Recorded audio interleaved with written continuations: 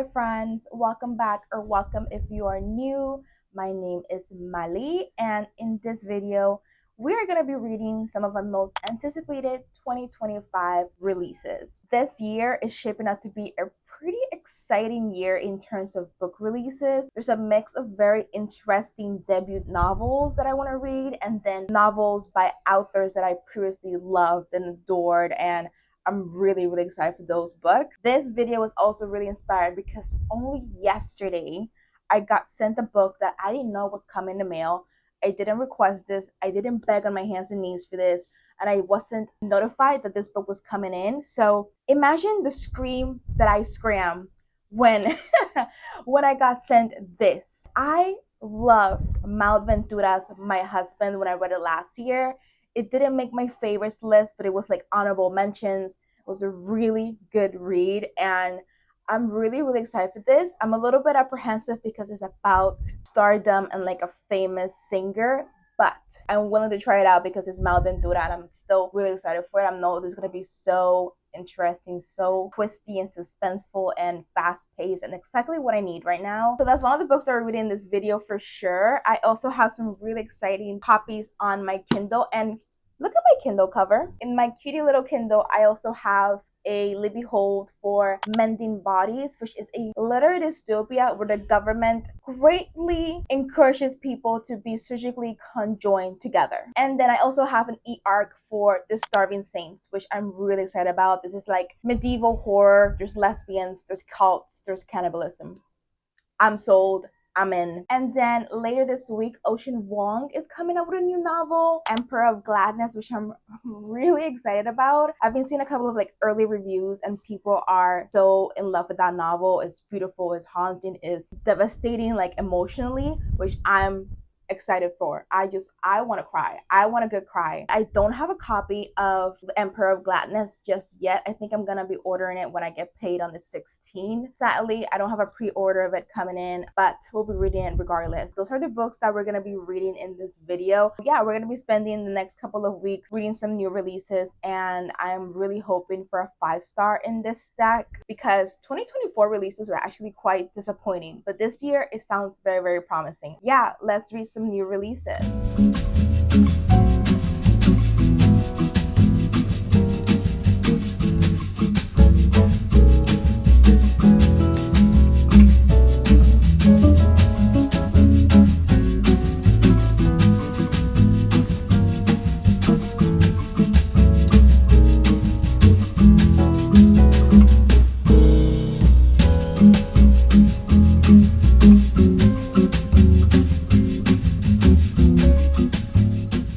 So I have a little bit of an update on Mending Bodies. I'm now 40% in. It is the next day and I am a little bit disappointed. I am not gonna lie. I'm just not sure where this is going right now. We are just following a woman losing her grip on reality and losing her grip on her beliefs more than a dystopian world, which is what I wanted. I can see where this is going right now because we know that our main character ends up being conjoined to another human being, where originally she was quite opposed to the idea. I'm interested to see where else this will lead, how it is that she cracks open and eventually becomes conjoined.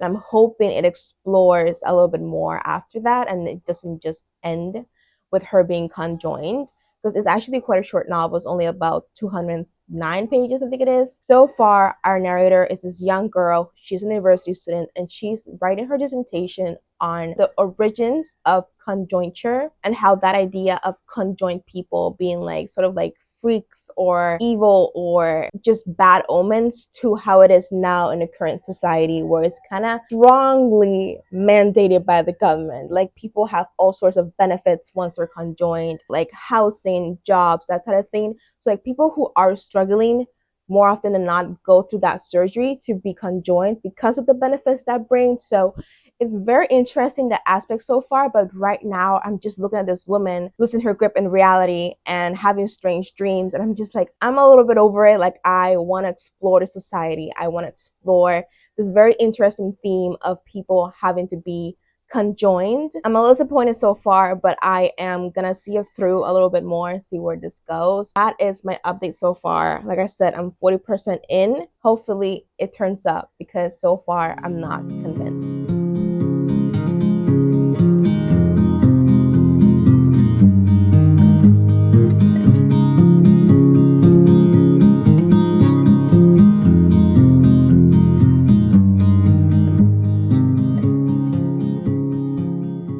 Good morning. I have since finished Mending Body since the very last time I talked to you guys. I am very sad to say that this was just okay. The second half did not get better, and the very intriguing yet morbid concept of a society that pretty much forces people to get conjoinment surgery, I found that it got buried under this slightly surreal subplot. So remember how I said that the main character was a university student writing a dissertation on kind of like the history of conjoinment? Well, she has like a kooky professor who oversees her dissertation and helps her and guides her, but he's crazy.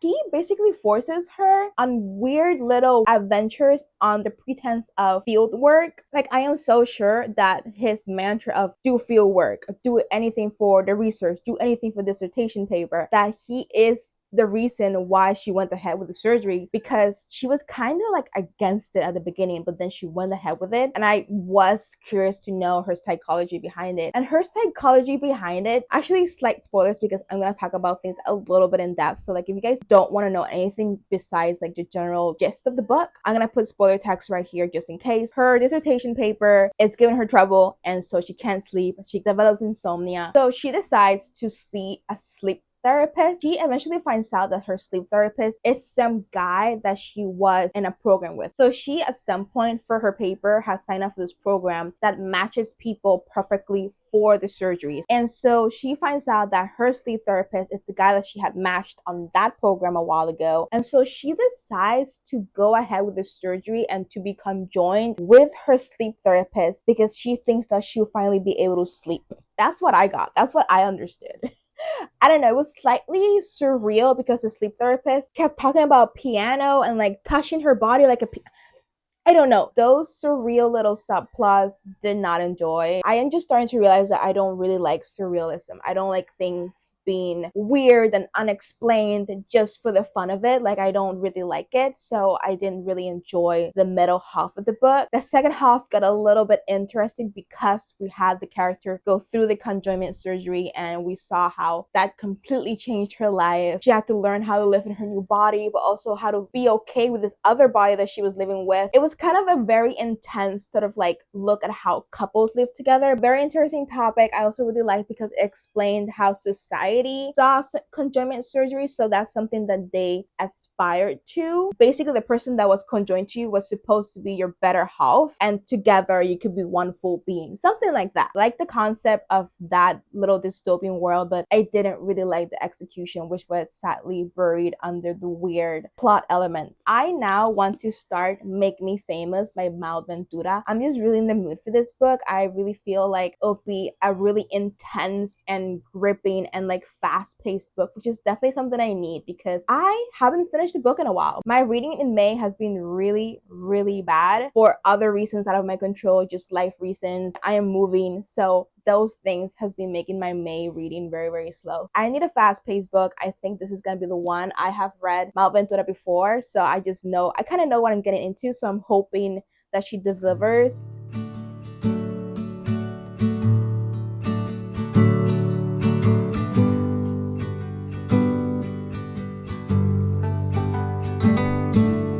Trusting your instincts, realize that knowing looks different to each when living. Forgive me for the pause that I had to put on this video, but it's been a basic couple of weeks that with my move and then me reading for other videos that I had to put out before this one. But now we are back and I'm excited to keep reading some of the most anticipated 2025 releases. So remember when I was reading Make Me Famous by Malventura? Yeah, well, I have DNF'd this. It makes me so sad to say this because I was truly so excited to start this book and get into it. I really love Malventura's first book, My Husband, and so I was really expecting like a fast-paced, addictive page turner, but instead I was just terribly bored. It's been a while, so I don't remember if I told you guys the synopsis, but basically this book follows Cleo, and she is a young woman whose dream has always been to become a singer. She has known this fact about herself since she was very, very little. We follow her every step up until that point that she is a star. And when I say that we follow each and every step, I mean it. Like, we follow each and every step. We see her when she was a child taking piano lessons and voice lessons, and then we see her as an adult trying to juggle her roommates and her university and her real life with that of becoming a star. I wish I liked this better, but I unfortunately don't already like books about celebrities or fame. Specifically musicians I don't like to read about, and I thought that Malventura can save this and make it interesting. That was just not the case, obviously, since I am DNF in this. It's set from Cleo's point of view, and so it kind of feels like an indulgent memoir. Page 215, which is where I just completely gave up. Now she is becoming something. She's being discovered. She has a record label. She's about to put out her second album. So many boring scenes that I couldn't take anymore. Like, I did not care about her studio sessions. I did not care about her creative writing sessions. I just didn't care. I think I was just expecting something really fast paced, and this just wasn't that. It was actually slow, and I just didn't care to read about her every single step to fame. One of my most anticipated releases of the year, and I can't believe that we're coming to this conclusion that I'm just giving up on it. I will read 20 pages and then I didn't want to read anymore because I was so bored, and I kept thinking, oh, I'm just probably tired from the move or something like that. No, I just tired of this book. I then picked up The Starving Saints on my Kindle, and the very best way that I can describe this novel is that this is Game of Thrones, but with lesbians and cannibalism. And I say that because this is literally set in a castle. We are in Castle Amar, and about 2 out of the 3 main characters remind me so vividly of Game of Thrones characters. Sir Vaughn reminds me of Brienne for Game of Thrones. There's this other character called Trillia, I think it is, and she reminds me of Arya Stark. Her backstory is also very, very similar in the fact that she had her dad beheaded by the king. The third main character doesn't remind me of anybody from Game of Thrones. She's also nicknamed the Mad Woman, and she is kind of a miracle worker. I think the magic system, and I say that very, very loosely because there's not a huge magic system in this, is alchemy.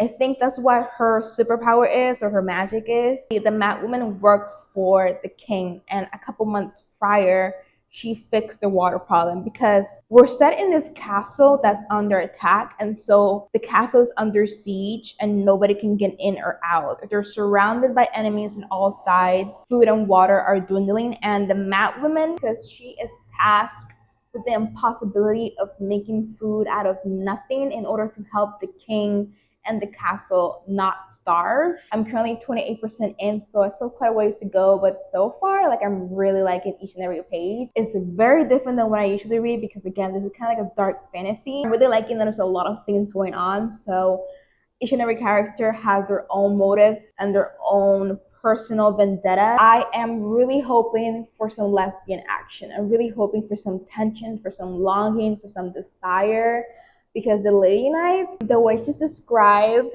it's got me blushing a little bit. I am really excited to keep reading. I'm really hoping that there's a little bit of romance in this. I'll keep you guys updated on whatever else happens next. But yeah, that is The Starving Saints. We are going much better. I'm really, really excited to be back reading for this vlog and reading some more releases.